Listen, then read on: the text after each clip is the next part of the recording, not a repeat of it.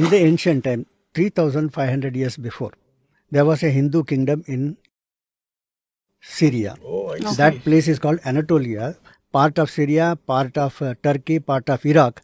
That area, there were two Hindu kingdoms. One is called Mitanni and another is called Hittite. Now, we know about them only because some foreigner has come and told. They have done the excavations and they have the language that they were speaking is called Hurrian language. It's very ancient language. Okay. Hurrian is not spoken today by anyone, but these people have deciphered. There were on clay, they will write and preserve it. Okay, like tablets. Tablets. So these clay tablets, they started deciphering what it is. And they found all Sanskrit words. Ooh. And they were worshippers of Agni, Mitra, Varuna, Indra, and Ashwini Kumars. Hello everyone and welcome!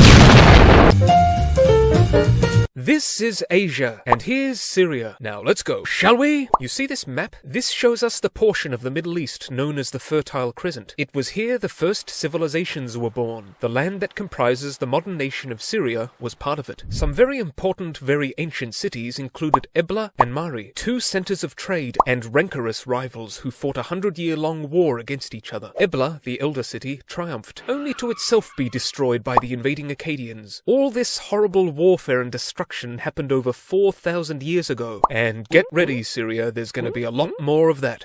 Kingdoms arose in Syria, and the Assyrians invaded, and the Babylonians invaded. The Hittites and Egyptians made a battlefield of the land. The Sea Peoples invaded, and the Mitanni conquered the north, while the Amorites took the south. During the time of the Middle Assyrian Empire, a people known as the Arameans emerged to dominate much of Syria, the interior of which was called Aram, while the coast of what's now Syria and Lebanon fell to a different people, the Phoenicians. These Phoenicians were expert seafarers who colonized much of the Mediterranean. Oh gosh, look, it's probably time for another invasion. The rebooted Assyrian Empire gorged itself on the region, but the language of Aram, Aramaic, survived and thrived, and would become the common tongue of much of the Middle East for many centuries. The rebooted Babylonian Empire now conquered Syria, and then the Persians came to town and did the same thing. Then along came the Greeks, and Syria found itself lodged into the Seleucid Empire. The Greeks built the city of Antioch, which became the empire's capital, and it was the Greeks who bestowed the name of Syria upon Syria, deriving it from the word Assyria, which of course was a different place, but the Greeks didn't care and the name stuck. Oh goodness, look at the time! Not again! Yes, the Romans swept into the region with Pompey the Great and set about taking it for themselves. Rome ruled the area for centuries, and some Syrians even became emperor. Christianity also spread from neighboring Judea, and according to the Bible, Christians were first called Christians in the Syrian city of Antioch. In the troublesome 3rd century, Syria became dissatisfied with Roman rule, especially after it failed to protect the province from Persian invasion. Amidst the unrest, a woman named Zenobia arose to free Syria from Rome and declared herself queen. With great speed, she conquered a sizable empire, including Egypt, but it lasted only a short time, as the Romans returned under the extremely capable commander and emperor Aurelian, who reconquered the land for Rome and burned her capital of Palmyra. Roman rule continued under the Byzantines until the 7th century, when the invading Muslim Arabians galloped in to take control. The Second Islamic Caliphate made its capital in the ancient Syrian city of Damascus, where they built this big mosque. Under Arab rule, the Greek and Aramaic languages began to die out in Syria and were replaced by Arabic. The caliphate was overthrown by another caliphate, which moved the capital to Baghdad, and Syria was like, are you serious? Okay, no more puns. The Arabs lost control of Syria in the 9th century, when a Turkic dynasty based in Egypt took power there, and then again. Then an Arab dynasty took it, and then again. Then the Turks took it, and then the Crusaders arrived from Europe and established states, and built this enormous castle. The Ayyubid dynasty of Egypt, meanwhile, controlled the majority of Syria, but lost it as the Mongols swept in and thrashed them. Okay, that's enough craziness. Nope, there's more. In 1281, the Mamluk Sultanate of Egypt defeated the Mongols. Now things were peaceful and oh wait, more horror. The Uzbek conqueror Timur invaded and devastated Syria, slaughtering men, women, children, burning people alive, making towers out of decapitated heads, and bundling off many others into slavery. In 1516, the Ottoman Turks conquered Syria, and they proceeded to rule it for 4 centuries. Now, while far from perfect, Ottoman rule at least provided the region with some stability and structure for the multicultural populace of Muslims, Christians, Druze, Jews, and Yazidis. Still, attacks from Bedouins from the desert were a problem, and the economy faltered and peasants suffered. As the Ottoman Empire weakened more and more in the 1800s, tensions, insecurities, and agitations began surfacing in Ottoman lands. In 1860, the Druze and Muslims of Damascus massacred thousands of Christians and burned and looted their homes and churches in an incident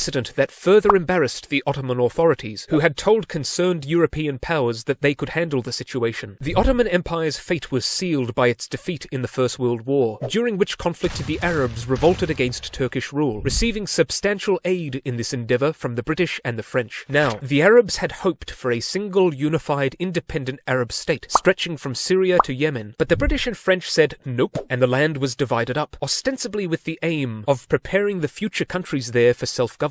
The French took Syria. The Syrian answer was the Great Syrian Revolt against the French, a conflict led on both sides by men with spectacular mustaches. The French mustache triumphed, and the revolt was stamped out. The Syrian people decided that independence would best be achieved through good old boring politics instead of violence. Things were underway in this direction, but then Adolf here happened. The French were worried about Germany's rise and believed France would become weaker if it gave up its holdings. Even so, Turkey was permitted to take over the region of Syria that housed the city of Antioch. Excuse me? During World War II, France was occupied by the Germans, and its collaborationist wartime government, including that of its colonies, was basically a German puppet. After World War II, the British sided with the Syrian nationalists and forced the French out. Syria gained independence in 1946 and, while things were still muddled and disorganized, joined a posse of Arab nations to invade Israel as soon as it declared itself a state. Israel won, and Syria, humiliated at the defeat, experienced a military coup, yet the leader of the coup was soon overthrown himself in another coup. And then there was another coup. And then there was another coup. In 1958, Syria joined Egypt to form the United Arab Republic. But it soon collapsed. Don't tell me. Yes, another coup. Syria did not enjoy being a mere province under Egypt's military dictatorship control, and thus broke away from it. Then, in 1963, there was, not again, another coup, which ended with the Socialist Ba'ath Party gaining power. Another coup, and then, in 1967, Syria lost the region of the Golan Heights to Israel in the Six-Day War. Then there was a coup within the Ba'ath Party that brought Hafez al-Assad to power. Assad oversaw Syria's involvement in another war against Israel in 1973. The Syrians and their Soviet-supplied weapons initially made a strong advance, but ended up pushed back as the Israeli Air Force struck multiple targets throughout Syria. In 1976, as civil war was raging in Lebanon, Syria invaded that country and began its lengthy occupation. The same year, Islamist militants kicked up an uprising within Syria, which, after years of death and mayhem, the government managed to suppress, ruthlessly suppress, involving as it did the destruction of the city of Hama and the massacre of, according to Syrian human rights groups, 40,000 people. Assad died in the year 2000 and was succeeded by his son. Hopes of reform were soon dispelled, and as the Arab Spring revolts spread over the Arabic-speaking world, I don't like where this is heading, anti-government protests erupted in Syria. What exactly do you mean by erupted?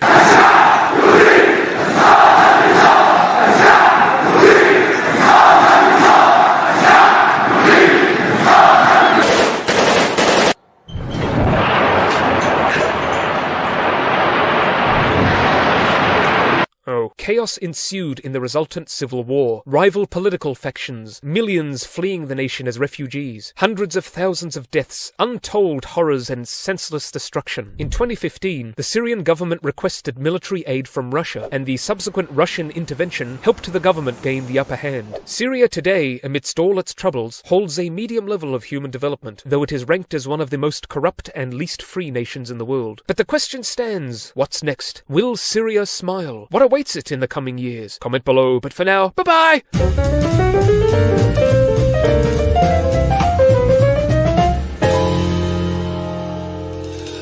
பல மத்திய கிழக்கு வடக்கு ஆப்பிரிக்க நாடுகளில் 30 ஆண்டுகளுக்கும் மேலாக ஆதிக்கம் செலுத்தி வந்த ஆட்சியாளர்களுக்கு எதிராக 2010ஆம் ஆண்டு மக்கள் கிளர்ந்து எழுந்தார்கள். வடக்கு ஆப்பிரிக்க நாடான துனிசியாவில் தொடங்கிய இந்த புரட்சி அருகில் இருந்த எகிப்துக்கும் பரவியது.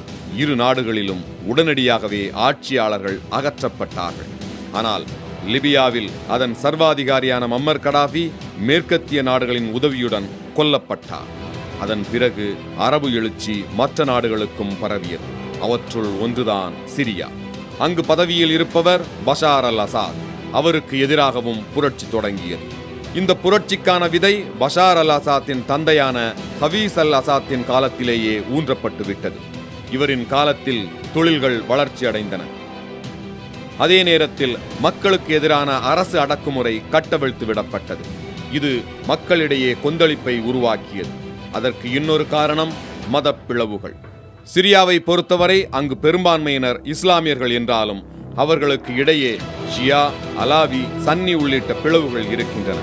ஆனால் பெரும்பான்மையினரான சன்னிக்களை புறக்கணித்துவிட்டு சிறுபான்மையினரான அலாவிக்களே ஆட்சி அதிகாரத்தை தக்க வைத்துக் கொண்டிருக்கிறார்கள். தற்போதைய அதிபர் அசாத்தும் இந்த இனத்தைச் சேர்ந்தவர்தான். வேலைவாய்ப்புகளில் அலாவி இனத்தவருக்கே அதிக முன்னுரிமை அளிக்கப்படுவதாகவும் மற்றவர்கள் புறக்கணிக்கப்படுவதாகவும் குற்றச்சாட்டு தொடர்ந்தது. இதையடுத்து பெரும்பான்மை சன்னி இனத்தவர் தொடங்கிய புரட்சி பின்னர் ஆயுத கிளர்ச்சியாக உருவெடுத்தது. லிபியாவில் மம்மர் கடாஃபிக்கு ஏற்பட்ட நிலையை உணர்ந்த சீனாவும் ரஷ்யாவும் தங்களது வர்த்தக கூட்டாளியான பஷார் அல் அசாத்தை ஆதரிக்கின்றன. இந்த நேரத்தில்தான் ஈராக்கில் இருந்து வந்த IS அமைப்பு, தனிநாடு கோரும் குர்துக்கள், அசாத்தை பிடிக்காத சவுதி தலைமையிலான வளைகுடா நாடுகள், அமெரிக்கா, ரஷ்யா, சீனா, துருக்கி, ஈரான் என பல தரப்பும் சிரியாவுக்குள் நுழைந்தன. 4 முனையாக நடக்கும் யுத்தத்தில் அரசு படைகளுக்கு ஆதரவாக ரஷ்யா, ஹிஸ்புல்லா இயக்கம், ஈரான் போன்றவை இருக்கின்றன. கிளர்ச்சியாளர்களுக்கு ஆதரவாக துருக்கி சண்டையிடுகிறது. அமெரிக்காவோ குர்துகளுக்கும் கிளர்ச்சியாளர்களுக்கும் மத்தியில் நிற்கிறது. இவர்கள் அனைவரையும் ஒழித்துவிட துடிக்கிறது IS பயங்கரவாத இயக்கம்.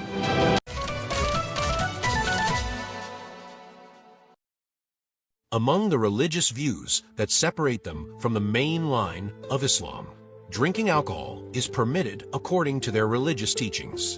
Alawite women are also not obliged to wear the hijab on their heads. They do not practice salat in the traditional Islamic sense. They accept the Quran in its entirety, but the way they interpret it differs from all the major branches of Islam. They do not allow other people to join their religion.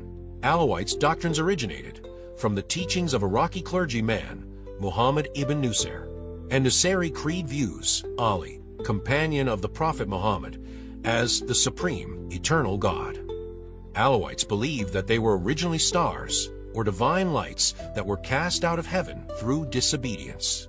Like the Hindus, they also believe in reincarnation. If you like the information presented in this video, I respectfully ask you to cooperate by liking, sharing, and subscribing to this channel.